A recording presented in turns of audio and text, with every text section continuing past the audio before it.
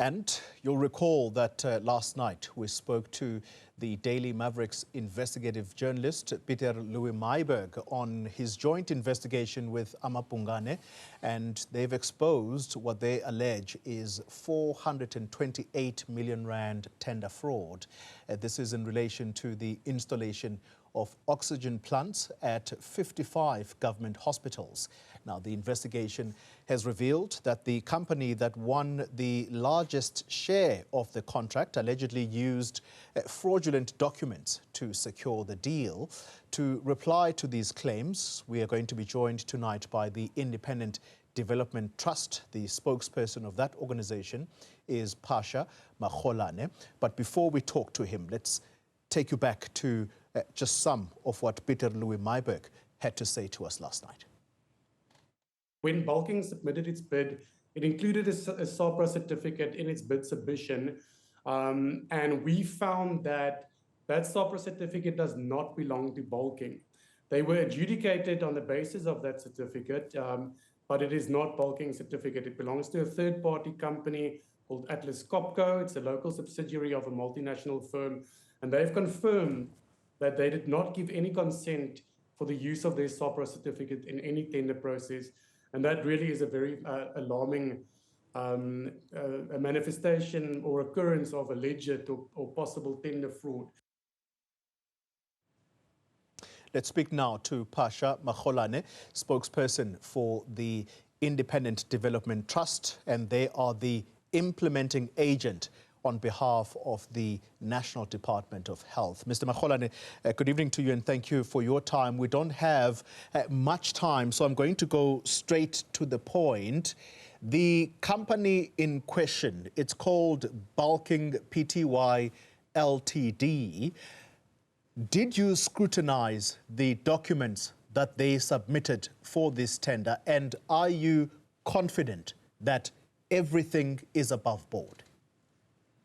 I think good evening, Toli, and good evening to the viewers. I think maybe it's important to give a bit of context. I know you say you don't have much time. We received a request from the National Department of Health to be an implementing agent for this project. Initially, this project, when it started, it was for 55 hospitals. At a budget of about 256 million. That was in 2017 estimation. So when we started again in 2022, due to escalation in prices and material, then the budget now came to 836 million. That amount includes for the contractors, it includes for your consulting engineers, project management fees, and the maintenance for the 36 months of the PSA oxygen plant. So I think that's the context that maybe people didn't understand. And I think in terms of Bulkeng, yes, we scrutinized the document that they submitted. We didn't doubt the integrity of the bid that they actually submitted. So the process went through two adjudication processes, and we were satisfied with the documents that they have submitted. If the company has met the requirements, how do you respond to allegations that suggest that the SAPRA certificate that they submitted belongs to a third party, and that third party have said to the journalists that they did not authorize for their certificate to be used by Bulkeng? Firstly, Toli, let me clarify this matter so that South Africans are told the truth. The expression of interest that IDT issued did not put SAPRA as a mandatory requirement for the bid. So that matter, I think, is really out of the question for now. So the companies that you're talking about, Bulkeng, yes, submitted their bid document. And what we wanted as IDT, we said we either send us a partnership letter with the original equipment manufacturers that indicate that they will support them in the bid. So Bulkeng did that through Brutus Air, and they also submitted their SAPRA certificate. But as IDT, I mean, the accounting officer has now directed our legal division to look at the matter, scrutinize it, and look at the documents that were submitted. We've actually written letters to Brutus and Bulkeng to confirm the legitimacy of the documents that were submitted to IDT. So once that process has been finalized, we'll be able to then tell South Africans that we've gone through this. We've satisfied ourselves that the company has met all the requirements. But if the legal scrutiny of the company's documents starts now, is that not an afterthought? Not at all. It can't be an afterthought. Remember, I said we did not doubt the integrity of the bid that was submitted by Bulkeng. And I think maybe one of the things we need to also mention, Koli, Bulkeng, in terms of their CIDB grading, they are an 8 ME, mechanical engineer. And in terms of our expression of interest, we wanted to appoint companies that are 7 ME.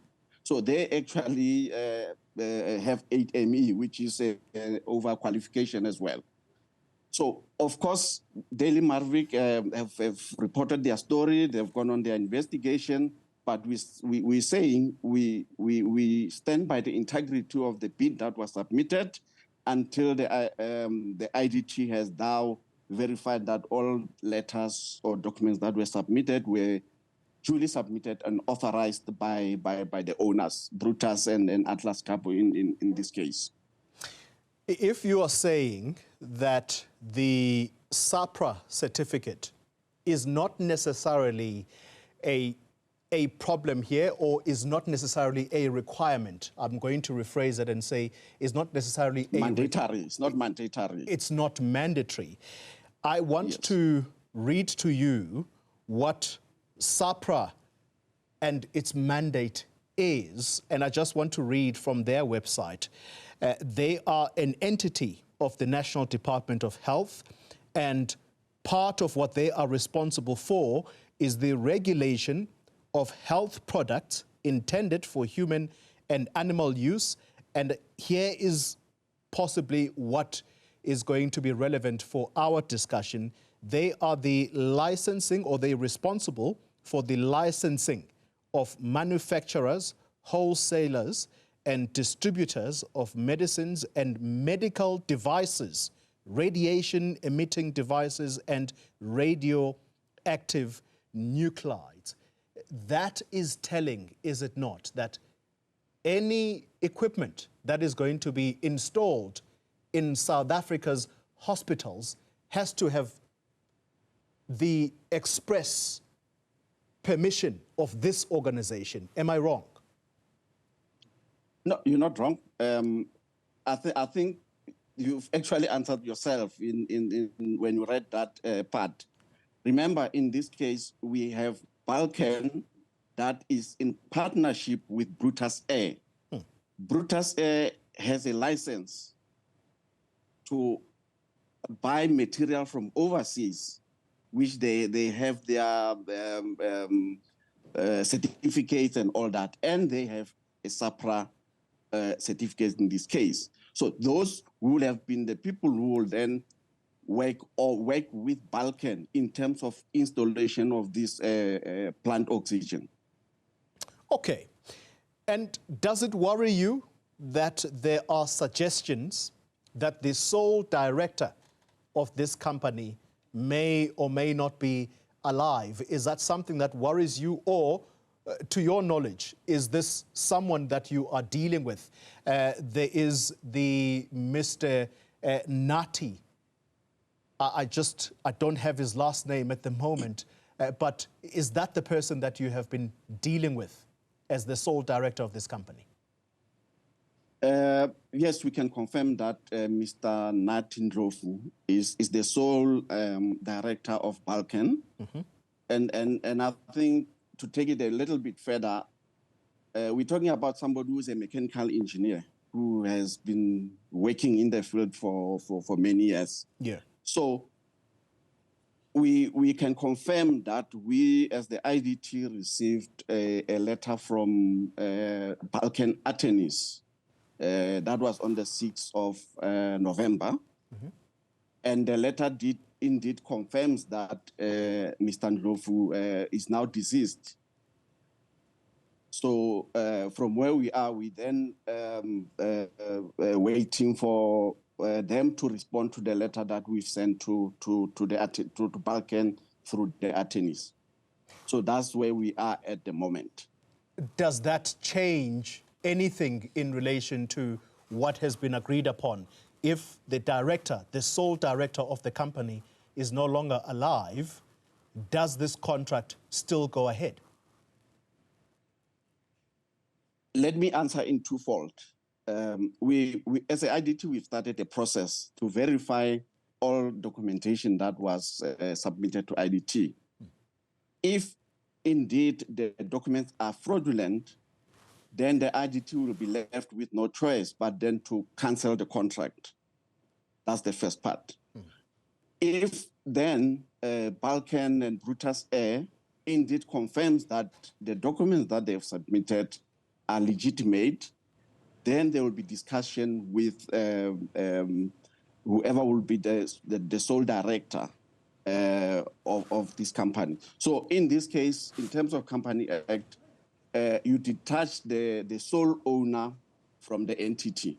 So the entity might continue without the sole owner. So that is how we're going to handle this matter. Have any funds flowed to this company already? Let me also clarify that, Mr. Oli. The project, what we did, we've only handed over sites to the contractors. So there has not been any cent or any expenditure that has been incurred in the project. And I think one of the other elements that maybe I need to also clarify from what we've been reading in the media, there seemed to have been a perception that the IDT has awarded Bulkeng the 836 million project, which is not true. That amount is for the entire 55 hospitals across South Africa. Okay. Just very briefly, Mr. Makgolane, do we know the circumstances that has led to Mr. Ndlovu's demise? Did the letter explain what happened? No, unfortunately, the letter didn't explain explicitly what happened. They just indicated that the Mr. Ndlovu is now deceased. So, yeah, they didn't disclose any much more information. Phasha Makgolane, we thank you very much for your time. He speaks for the entity that is the implementing agent on behalf of the Department of Health. It's called the Independent Development Trust, and the assurance from him is that no monies have flowed to this company.